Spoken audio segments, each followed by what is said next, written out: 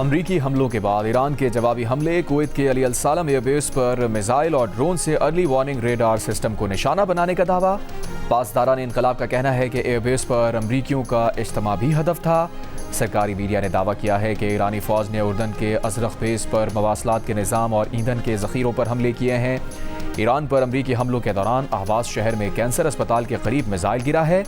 रूसी मीडिया के मुताबिक मिसाइल उस तिब्बी मरकज़ के पास गिरा जहां कैंसर का शिकार बच्चों का इलाज किया जाता है। 200 से ज़ायद मरीजों को निकाल लिया गया।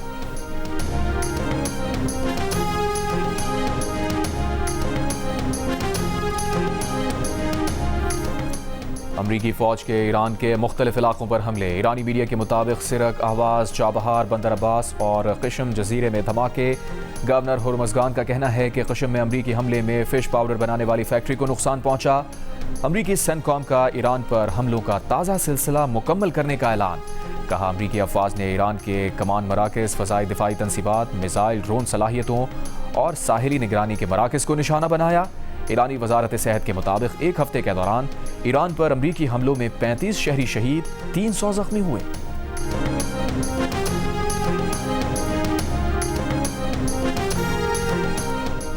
अमरीकी नायब सदर जेडी वैंस ने कहा है कि फौजी मदाखलत और रजीम चेंज के लिए फौज भेजने का दौर गुजर चुका।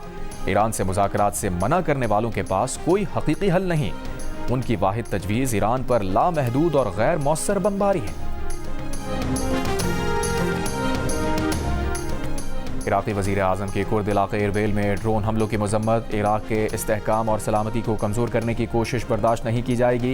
हुक्काम के मुताबिक 5 ड्रोन्स में से एक अमरीकी कौंसलेट के करीब तबाह किया गया, 2 अमरीकी अड्डे के करीब गिरे।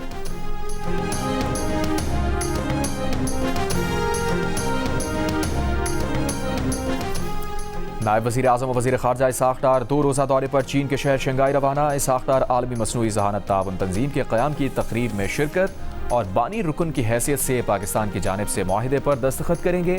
इसहाक़ डार चीनी वज़ीर ख़ारजा वांग यी और दीगर ममालिक के हम मनसबों से भी मुलाकात करेंगे।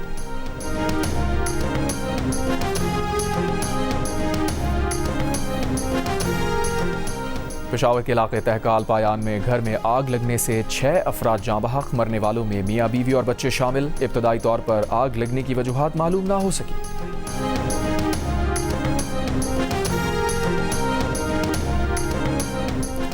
बनू के मुख्तलिफ इलाकों से 3 अफराद की लाशें मिली हैं। 2 लाशें सी पैक चौक और तीसरी मंडान पार्क के करीब से मिली।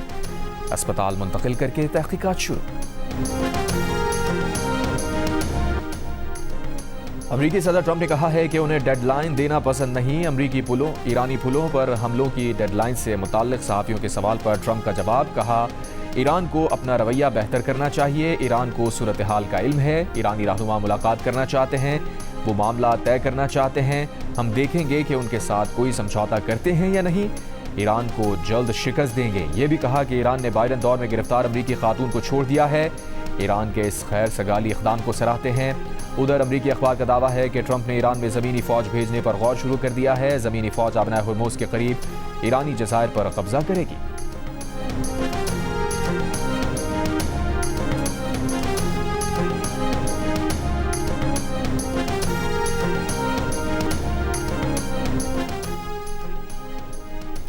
ईरानी पार्लियामेंट के स्पीकर मोहम्मद बाक़िर ग़ालिबाफ ने कहा है कि हमारी कौमी सलामती आबना हुर्मुज़ पर ईरानी इंतज़ामात बरकरार रखने में है। इस मरहले पर मुज़ाकरात का मतलब समझौता करना नहीं है। मुज़ाकरात जंग के साथ मज़ाहमत की हिकमत अमली और कौमी मफादात के तहफ़्फ़ुज़ का हिस्सा हैं। अमरीका का मकसद ईरानी निज़ाम को गिराने के साथ ईरान के टुकड़े करना है। दुश्मन की हिकमत अमली तब्दील नहीं हुई। हमारे पास अपनी क़ुव्वत और मजबूत बनने पर इन्हिसार करने के सिवा कोई चारा नहीं। जंग के लिए हमेशा तैयार रहते हैं।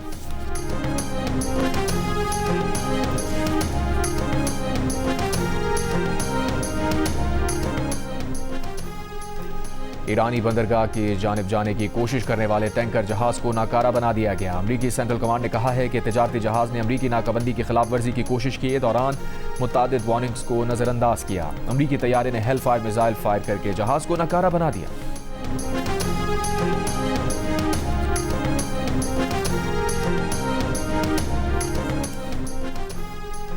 अमरीका की जानिब से ईरान की बहरी नाकाबंदी पर पासदारान इनकलाब की मशरक़ वस्ता से तमाम तवानाई बरामदात रोकने का ऐलान। कहा, अमरीका और इत्तेहादियों को फ़ायदा पहुँचाने वाले दूसरे तमाम बरामदी रास्ते बंद कर देंगे। इलाकाई तवानाई की बरामदात या तो सबके लिए होंगी या किसी के लिए भी नहीं होंगी।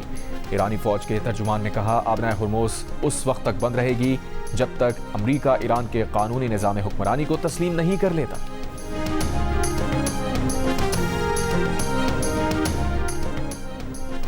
कुवैत का कहना है कि बुध के रोज ईरान की जानिब से दागे गए 4 क्रूज मिसाइलों और 21 ड्रोन्स को तबाह कर दिया गया। ईरानी जारी हद से कई अहम तंसीबात को नुकसान पहुंचा, ताहम कोई जख्मी नहीं हुआ।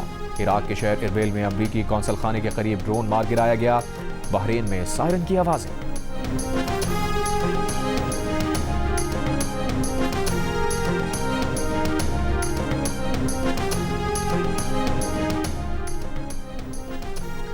ईरानी वजारत खारजा के तर्जुमान इस्माइल बकाई ने कहा है कि वजीर खारजा दोहा में कतरी हुक्काम से साबिक अमीर कतर की वफात पर ताज़ियत करेंगे। अभी हमारा किसी बातचीत का कोई इरादा नहीं। अमरीका ने अपने वादे पूरे ना करके मुफाहमती याददाश्त के तहत अपनी जिम्मेदारियां तर्क कर दी। जब दूसरे फरीक ने अपनी जिम्मेदारियां तर्क की तो हमें भी अपनी जिम्मेदारियों से गुरेज करना पड़ा।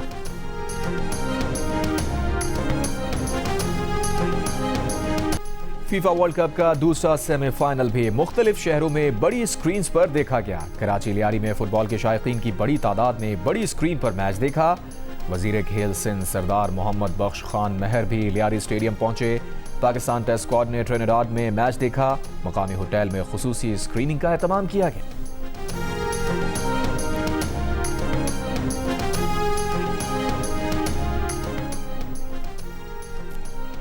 मशरिक़ वस्ता की कशीदा सूरत हाल के बायस पाकिस्तान महंगी LNG खरीदने पर मजबूर। पाकिस्तान ने अब तक रवा माह जुलाई में LNG का महंगा तरीन स्पॉट कार्गो खरीद लिया। ज़राए के मुताबिक LNG कार्गो $20.69 फी MMBTU के रेट पर खरीदा गया। हुकूमती कंपनी पाकिस्तान LNG लिमिटेड से 21 से 22 जुलाई की डिलीवरी के लिए आलमी कंपनी से तलब की गई बिड्स खोल दी।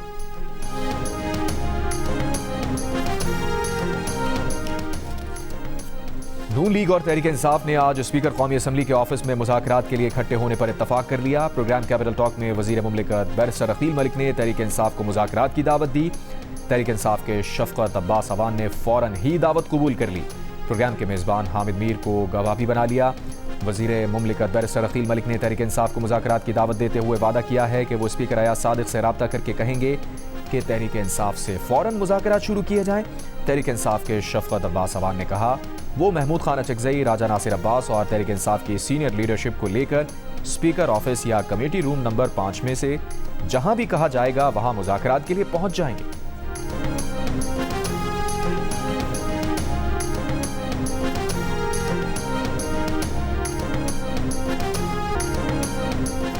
और अर्जेंटीना फुटबॉल वर्ल्ड कप के फाइनल में पहुंच गया। सेमीफाइनल में इंग्लैंड को 1 के मुकाबले में 2 गोल से हरा दिया।